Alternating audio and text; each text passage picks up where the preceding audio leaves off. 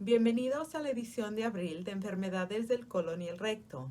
Dado que la edición de mayo se publica a mediados de abril, los resúmenes de la reunión anual de la Sociedad Estadounidense de Cirujanos del Colon y el Recto aparecerán en la edición el próximo mes.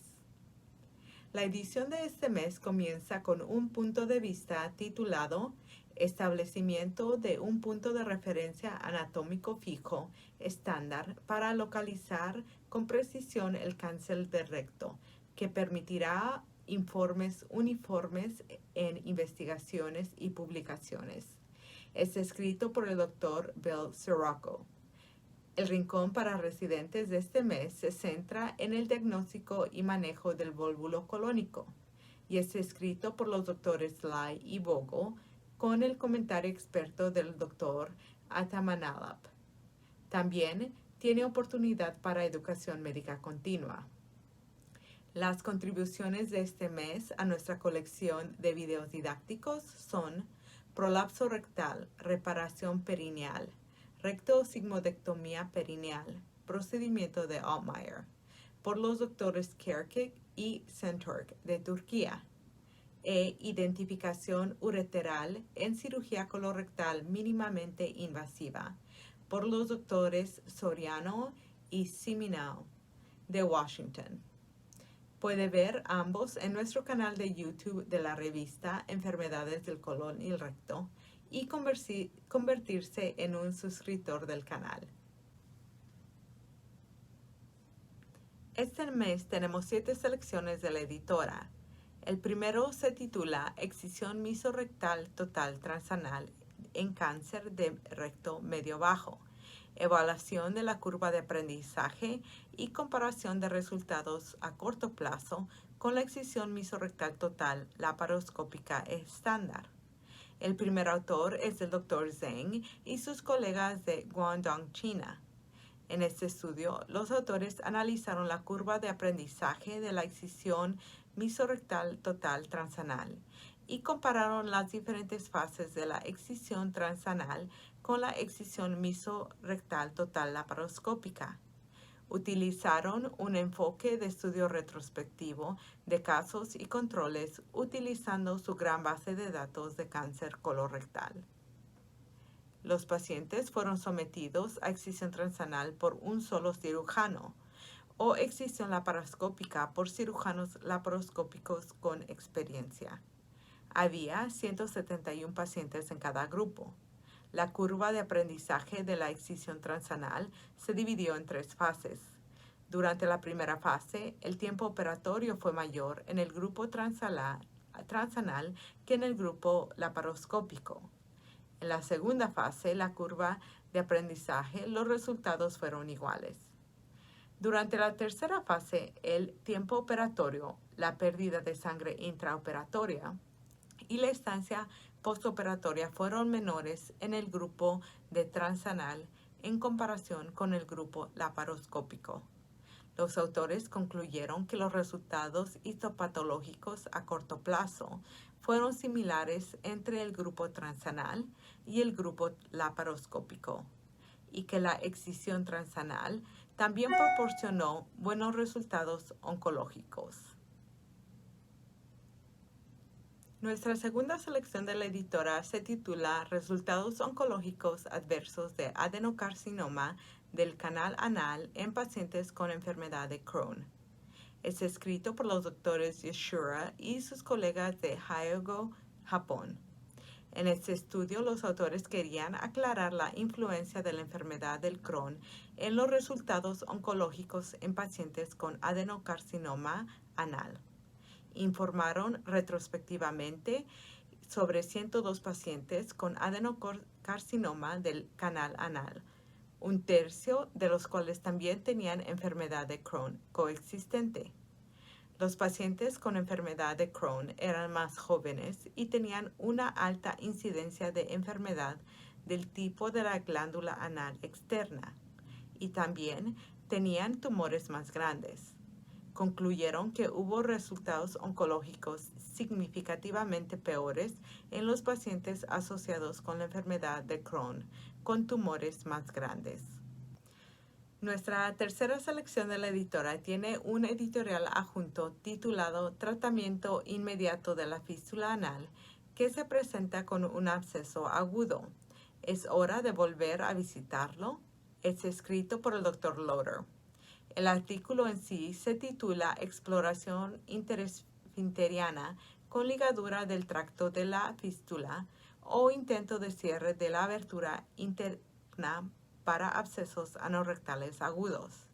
Es escrito por el Dr. Rojana Sakul y sus colegas de Tailandia.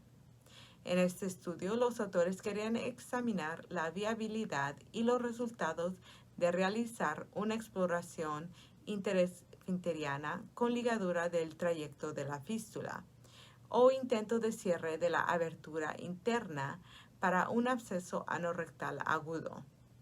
El estudio retrospectivo informó sobre 86 pacientes con absceso rectal anal agudo sin cirugía previa. En este estudio, el procedimiento lift o ligadura de la fístula se realizó con éxito en 66 pacientes que tenían un tracto interesfinteriano identificable. En los 20 pacientes restantes se realizó exploración con intento de cierre de la abertura interna. Las tasas de éxito fueron 86% y 70% respectivamente. Los autores concluyeron que la formación del trayecto de la fístula se encontró en la mayoría de los casos de abscesos anorrectales agudos, y la cirugía definitiva con esta estrategia proporcionó resultados prometedores. Nuestra cuarta selección de la editora se titula Modificación de la clasificación de Parkes de fístula anal criptoglandular, escrita por el Dr. Emil y sus colegas de Egipto. En este estudio retrospectivo, los autores describen una modificación de la clasificación de Parkes de la fístula anal y examinan su validez predictiva en la evaluación del resultado de la fístula anal en términos de falla de curación e incontinencia fecal. Aquí, los autores modificaron la clasificación de Parkes, dividiendo la fístula transesfinteriana en grupo alto y bajo, y agruparon en un grupo de fístulas supraesfinterianas y extraesfinterianas. Los 3 primeros estadios se dividieron según la presencia o ausencia de predictores de falla, que incluyeron la presencia de extensiones secundarias, fístula tipo herradura, cirugía previa o localización anterior en las mujeres. Informaron sobre más de 600 pacientes con fístula anal. Usando su esquema de clasificación, las tasas de falla aumentaron del 2% a más del 30% en las 4 etapas. El área bajo la curva usando este esquema fue del 0.9.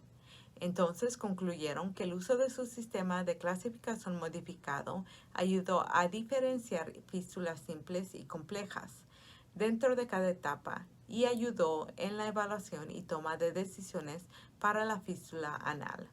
Nuestra quinta selección de la editora se titula Estudio piloto aleatorizado, insertos anales frente a estimulación percutiana de nervio tibial en pacientes con incontinencia fecal, realizado por el Dr. Leo y sus colegas del Reino Unido y los Países Bajos. En este estudio, los autores informan de un estudio piloto aleatorizado con seguimiento del investigador, que compara insertos anales y estimulación percutánea de nervio tibial en pacientes con incontinencia fecal. Aquí los pacientes fueron asignados aleatoriamente para recibir los insertos anales o la estimulación del nervio tibial semanal durante 3 semanas, siendo el punto final primario una reducción del 50% en el número de episodios de incontinencia fecal por semana. Se reclutaron 50 pacientes, 25 pacientes para cada grupo. Hubo una reducción superior al 50% en el número de episodios de incontinencia fecal en el 76% del grupo de inserción anal, en comparación con el 48% en el grupo de estimulación del nervio. La mejora en la puntuación de incontinencia fue similar para ambos grupos, y los autores concluyen que tanto la inserción anal como la estimulación del nervio tibial mejoraron los síntomas de incontinencia fecal después de un tratamiento de 3 meses, pero el dispositivo de inserción anal pareció más efectivo. Nuestra sexta selección de la editora se titula Efecto del bloqueo neuromuscular profundo versus moderado en el dolor después de la cirugía colorectal laparoscópica, un ensayo clínico aleatorizado, realizado por el Dr. Gu y sus colegas de China. En este estudio, los autores informan sobre un ensayo clínico aleatorizado de grupos paralelos para evaluar el efecto del bloqueo neuromuscular profundo en el dolor postoperatorio, tanto en reposo como durante la tos, después de la cirugía colorectal. Aquí, los pacientes sometidos a resección laparoscópica de cáncer colorectal fueron asignados al azar a un grupo neuromuscular profundo o moderado, y los resultados primarios fueron la calificación numérica del dolor postoperatorio en reposo o durante la tos después de la cirugía. Descubrieron que en el grupo de bloqueo neuromuscular profundo había un dolor significativamente menor, tanto en reposo como durante la tos, y el grupo de bloqueo neuromuscular profundo también tenía un número menor de intentos de bolo por parte del paciente, un número menor de bolos administrados. El número de los analgésicos de rescate fueron menores. También hubo menor frecuencia de náusea y vómito postoperatorio. Además, la cirugía podría realizarse en una presión intraabdominal más baja. La última selección de nuestra editora es una revisión del estado actual y se titula Riesgo de tromboembolismo venoso postoperatorio después de la cirugía por neoplasia maligna colorectal, revisión sistemática y un metaanálisis. Es escrito por el Dr. Louis Lloyd y sus colegas del Reino Unido. El objetivo de este estudio fue determinar la variación en la incidencia del tromboembolismo venoso después de la resección del cáncer colorectal.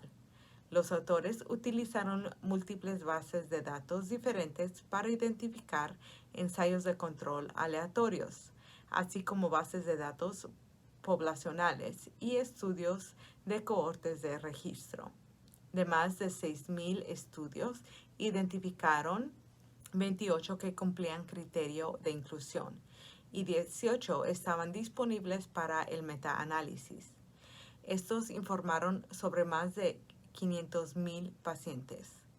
Las tasas de la incidencia agrupadas a 30 y a 90 días de tromboembolismo venoso después de la resección fueron 195 y 91 por 1,000 personas por año, respectivamente. Cuando se separaron por áreas geográficas de las Naciones Unidas, encontraron diferencias en la incidencia de tromboembolismo venoso postoperatorio por área geográfica. Las tasas combinadas del 30 y 90 días por 1,000 personas por año para las Américas fueron 284 y 121 frente a 71 y 57 en Europa. Por lo tanto, los autores concluyeron que la incidencia de tromboembolismo venoso después de la resección de cáncer colorectal es alta y permanece así durante más de un mes después de la cirugía. Existe una clara disparidad en la incidencia de tromboembolismo venoso después del cáncer colorectal por región global. Tenemos mucho más contenido bueno en la revista y los invitamos que la lean. Gracias por su atención y nos vemos el próximo mes.